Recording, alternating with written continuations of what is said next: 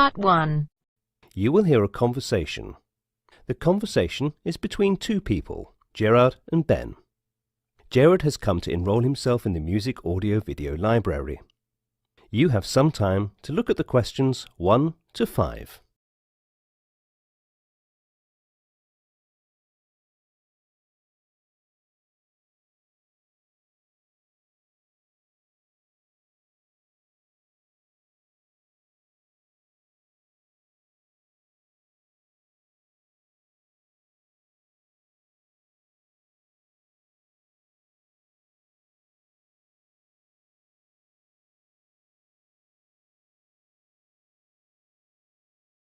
Now listen carefully and answer questions 1 to 5. Hi, good morning. I've come here to get enrolled in your music audio video library. Yeah, sure. I'll guide you. First you will have to fill the application form. Do you want me to fill in the form right now? Yes, if you may, please. Not a problem. The application is just a formality. You have to just fill the basic information and your signature. Please guide me in filling up the form. Yes, of course. Tell me your name, full name. Gerard Thomas Butler. G-E-R-A-D-T-H-O-M-A-S-B-U-T-L-E-R. T-H-O-M-E-S or T-H-O-M-A-S-B-U-T-L-E-R? Thomas Butler. It is G-E-R-A-D-T-H-O-M-A-S-B-U-T-L-E-R. Correct? You got it right. Now, the next is your address. Tell me your address. 43 Vogel Street, Roslyn, Palmerston, North 4414. Did you say Roslyn, Palmerston North? I'll repeat it. 43 Vogel Street, Roslyn, R-O-S-L-Y-N, Palmerston North 4414. 4414 is the postcode, correct? Yes, you got it right. We also need any number from your identity card. I have my driving licence. Oh, perfect. Give me the driving licence number. OK, hold on a minute. Is it in my backpack? Oh, yes, it is. Here it is. The number is SH72079. Here, you can see it. OK, great. Now, tell me your date of birth and year. 25th of August 1990. And can I have your phone number? Do you want my professional and personal numbers, both? Yes, we need both, your personal and professional phone numbers. My personal number is +44 09654 3424, and my professional number is +44 0958 48298. So, we've done the basic and imperative part, but I have a few more questions for you. Not a problem. Now look at questions 6 to 10.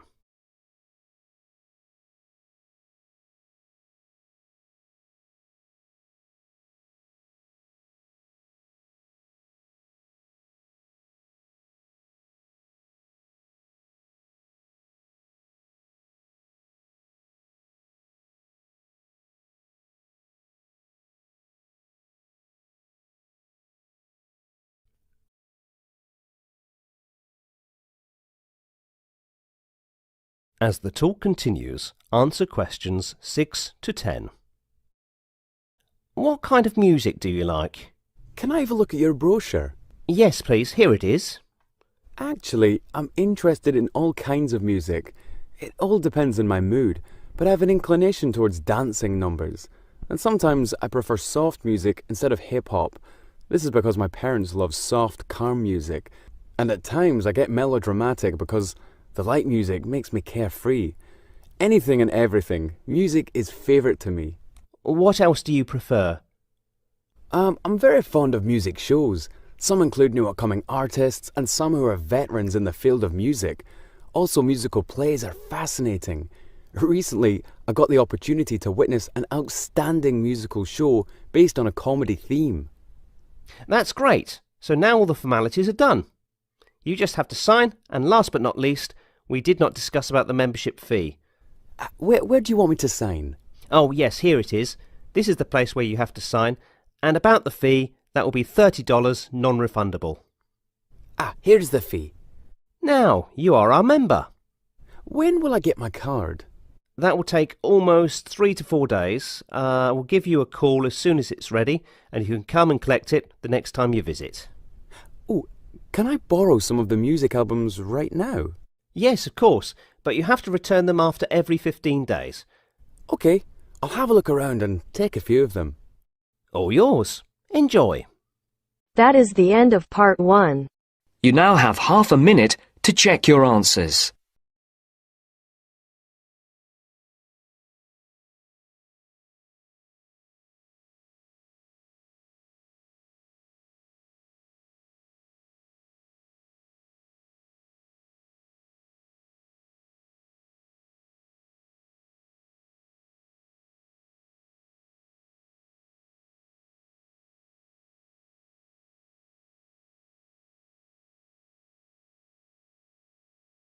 Now turns to part 2. Part 2.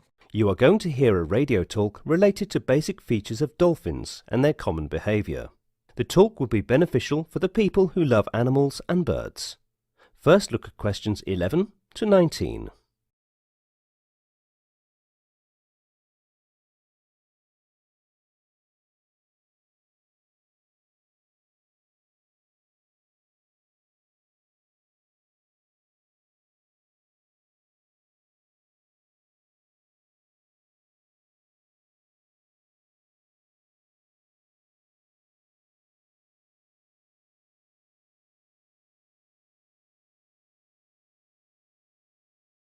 Now listen to the recording and answer questions 11 to 19. Dolphins are cetacean mammals closely related to whales and porpoises. There are almost 40 species of dolphins, 17 in general. They vary in size from 1.2 metres and 40 kilograms up to 9.5 metres and 10 tonnes. They are found worldwide, mostly in the shallower seas of the continental shelves, and are carnivores, eating mostly fish and squid.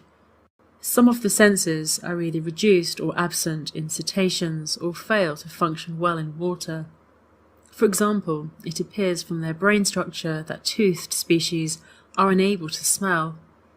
Baleen species, on the other hand, appear to have some related brain structures, but it is not known whether these are functional. It has been speculated that, as the blowholes evolved and migrated to the top of the head, the neural pathways serving sense of smell may have been nearly all sacrificed. Similarly, although at least some cetaceans have taste buds, the nerves serving these have degenerated or are rudimentary.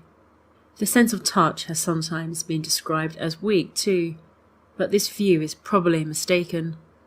Trainers of captive dolphins and small whales often remark on their animals' responsiveness to being touched or rubbed, and both captive and free-ranging cetacean individuals of the species, particularly adults and calves, all members of the same subgroup, appear to make frequent contact. This contact may help to maintain order within a group, and stroking or touching are part of the courtship ritual in most species. The area around the blowhole is also particularly sensitive, and captive animals often object strongly to being touched there.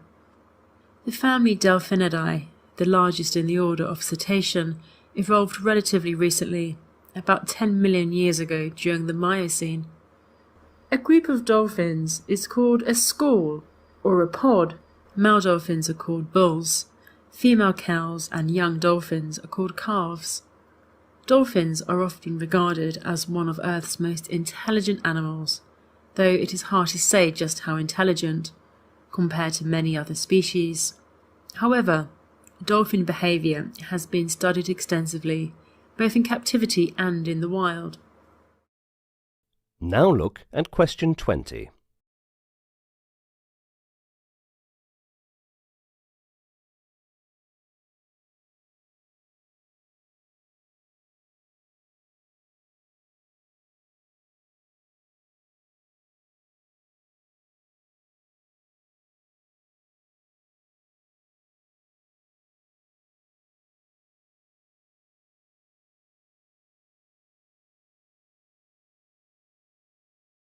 As the talk continues, answer question 20.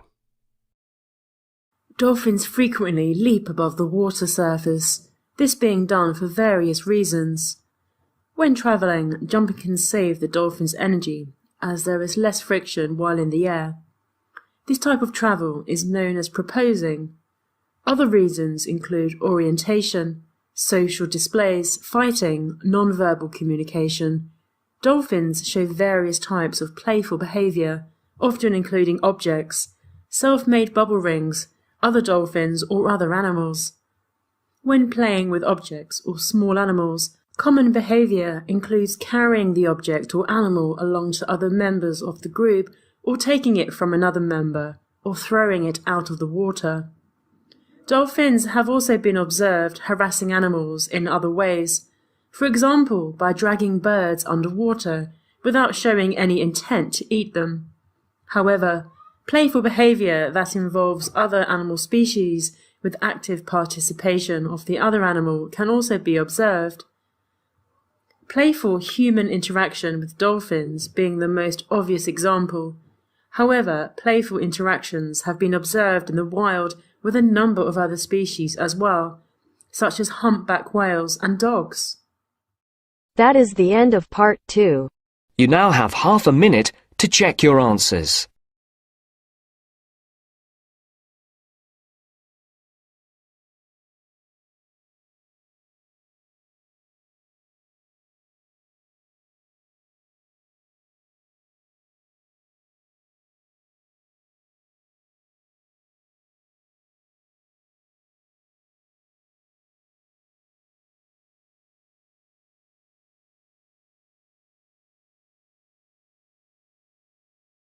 Now turns to part 3. Part 3. You will listen to a talk between an administrative staff and a female student. The student is a new student in the law department. She is taking some general information regarding academics. Look at questions 21 to 24.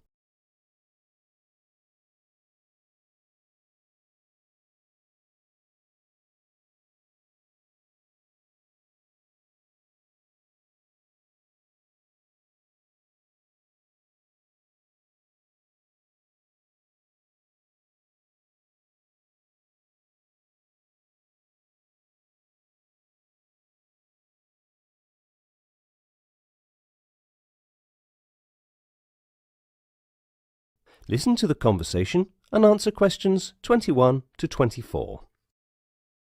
Good morning. May I come in? Yes, you may come in. Can you please guide me? Where is the Law Department office? I have been searching it all over for a while, but could not find the Dean's office. Actually, you are in the correct building. I will give you the exact directions. Thank you so much. Are you a new student? Yes, I am a new student, so I was hoping if somebody could guide me. Well, I am from Law Department. What do you want to know? Almost all the basic information about academics. What is the schedule of the lectures? Well, and you must be aware that law as a whole has many subjects under it. So all law subjects are taught 3 days a week, Tuesday, Thursday and Friday. And what are the timings? Tell me one thing, didn't you buy the brochure where you can find all kinds of information? I went to buy the brochure but reached late and the window was closed. Yes, it is not open all day. There are some timings. Morning 10 a.m. to 12 p.m. and evening 4 p.m. to 6 p.m. Oh, I was not aware of the time schedule. Never mind, the lectures start in the morning at 9 a.m. to 4 p.m. Lunch break is from 1 p.m. to 2 p.m. The time schedule seems to be very hectic and my home is not near, so a lot of time will be wasted in travelling. Well, that you have to decide, whether you want to travel on a long route. What about the attendance structure? Attendance is the foremost criteria. We expect not less than 80% attendance because our department maintains strict discipline for that. This is a strict rule. Is it mandatory? Oh, yes, we strictly follow this rule. Can you please tell me what will be the schedule for the other 2 days, Monday and Wednesday? Monday and Wednesday, each professor designs their own schedule, so the respective professor will inform you about that. OK, thank you. Now look at questions 25 to 30.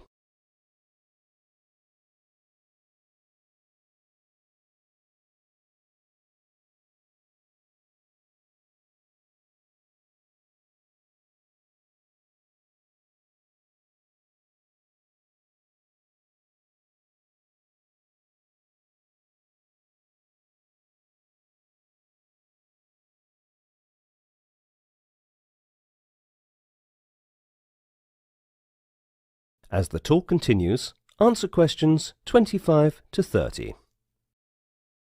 So, something else you want to ask? Oh, yes please. Do I have to do research work? Yes, you have to do the research work. Can you guide me what kind of research work is to be done? You will be given a particular topic related to your subject on which you have to give a presentation in your class. Only to my class or to the other batches also? That depends on your subject's professor. And for how long do I have to speak? Almost for 15 to 20 minutes. That's okay. It's neither long nor short. And also you have to make a file on that topic and give it to your professor so that you can get marks for it. Oh, yes, marks are very important. You have the liberty to choose the topic on which you'll give the presentation, and the word limit is 2,000. Great. I already have a topic in my mind. You also have to give an exam. An exam? Yes, because your assessment will be based on that exam. Can you guide on what topic should I start preparing? You will be given the topics when you join the classes. Can I take books from the library? Yes, you may. Should I buy my subject books or library material would be sufficient for me? In my opinion, you should buy your subject books. What about the placements? We focus a lot on that part and we train our students in such a way that everybody is placed well in one or the other organisations. That's great, so I don't have to worry on that. Yes, we will do our best, but your efforts should also be 100%. Definitely. I hope you have got all the answers. Thank you so much. You have been very helpful. All the best. Thank you once again. That is the end of part 3. You now have half a minute to check your answers.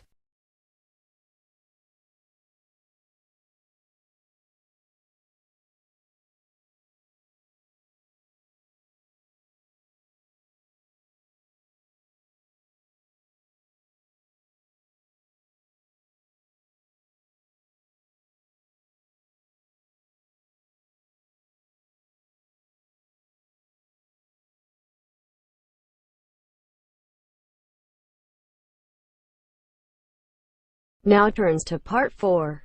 Part 4. You will hear an extract from a talk given by a media manager from the archaeology department. The talk is related to the history of Antarctica. First, you have some time to look at questions 31 to 40.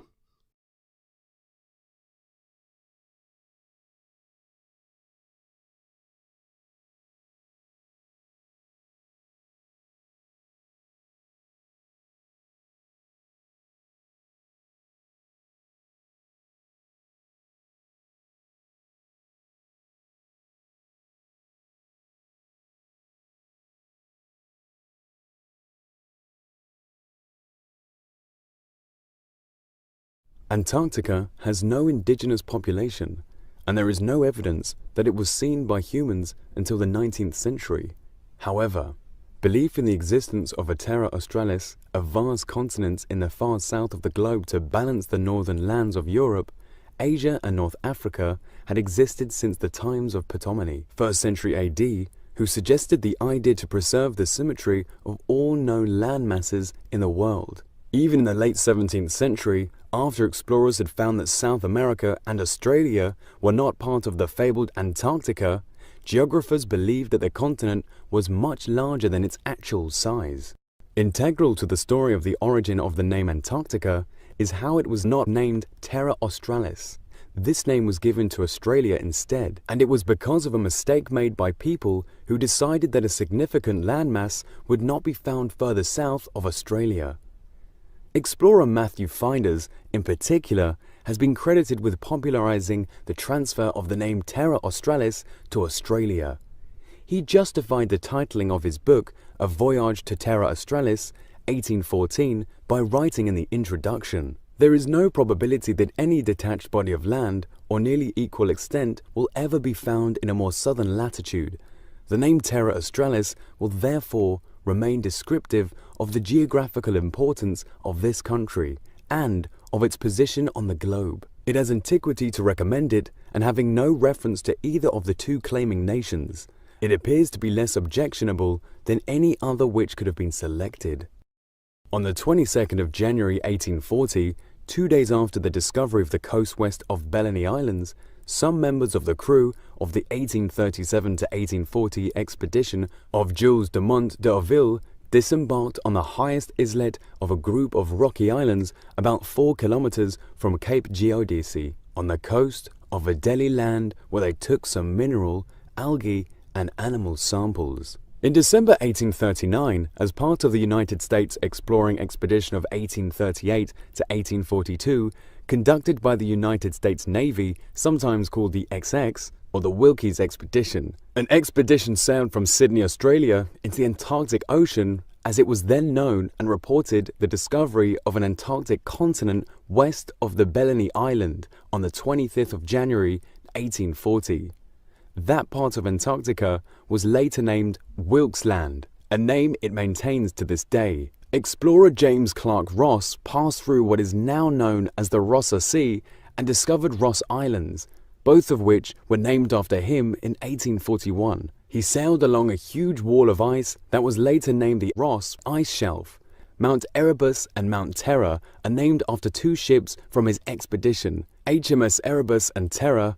Mercator Cooper landed in East Antarctica on the 26th of January 1853. During the Nimrod expedition led by Ernest Shackleton in 1907, parties led by Edgeworth David became the first to climb Mount Erebus and reach the South Magnetic Pole.